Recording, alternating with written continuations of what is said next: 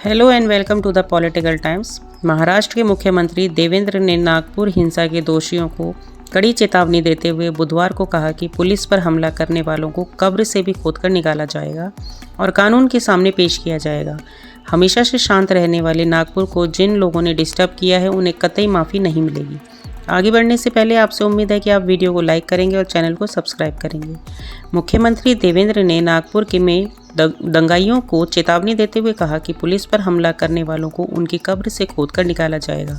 हमेशा से शांत रहने वाले नागपुर को जिन लोगों ने डिस्टर्ब किया है उन्हें कतई माफ़ी नहीं मिलेगी।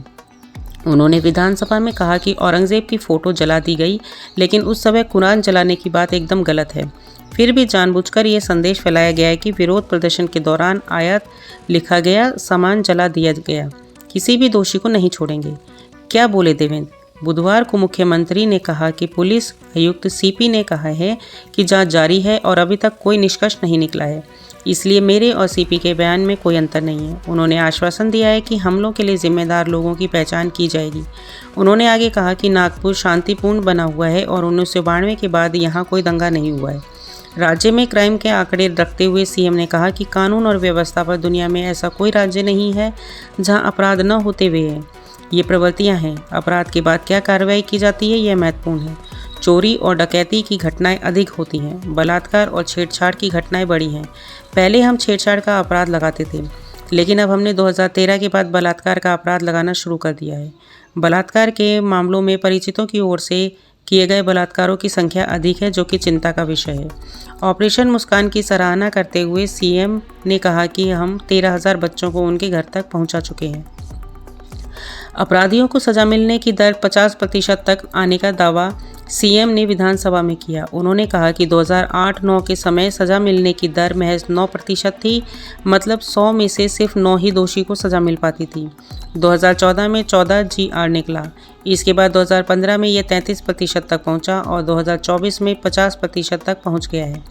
इसे 75% तक लाना है। सबूतों के साथ खिलवाड़ करने की भी सभी खामियों पर नकेल लगा रहे हैं, गवाहों की वीडियो रिकॉर्डिंग कर रहे हैं।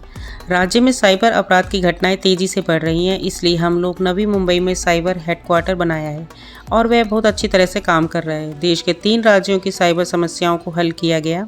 वे राज्य हमारे साइबर सेंटर जैसे ही हैं। वे अपने राज्य में बनाना चाहते हैं। यही नहीं, 2 देशों ने ऐसा ही साइबर सेंटर बनाने की इच्छा प्रकट की है। हमने 440 करोड़ रुपए ठगी होने से लोगों को बचाया है। सोशल मीडिया के माध्यम से दुष्प्रचार को रोकने में हम सफल होंगे।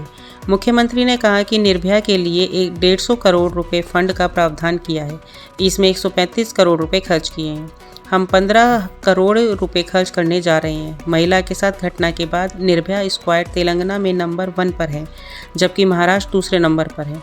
इस साल हम नंबर पर 1 आने की कोशिश कर रहे हैं। नागपुर हिंसा के सिलसिले में अब तक 54 लोगों को गिरफ्तारी का दावा करते हुए गृह मंत्री ने योगेश कदम ने पत्रकारों से कहा कि हिंसा करने वालों के खिलाफ सख्त कार्रवाई की जाएगी। दंगाइयों ने पुलिसकर्मियों पर हमला करने का दुस्साहस किया। हम दिखाएंगे कि पुलिस का डर क्या होता है। उन्हें बख्शा नहीं जाएगा। उन्होंने सोशल मीडिया पर गलत वीडियो प्रसारित करने के लिए खिलाफ कार्रवाई की चेतावनी की है। क्या है मामला? दरअसल सोमवार की रात मध्य नागपुर में हिंसा भड़क गई थी और पुलिस पर पथराव किया गया और पेट्रोल बम फेंके गए। हिंसा में 34 पुलिसकर्मी घायल हो गए थे। इसके बाद शहर के संवेदनशील इलाकों में कर्फ्यू लगा दिया गया। यह हिंसा इस अफवाह के बाद फैली कि औरंगजेब की कब्र हटाने के लिए एक दक्षिणपंथी संगठन की ओर से किए गए प्रदर्शन के दौरान एक धर्म ग्रंथ को जला दिया गया। आपके इसके बारे में क्या विचार है? कमेंट में ज़रूर बताइए और लाइक, सब्सक्राइब और शेयर करना ना भूलें। Bye, take care.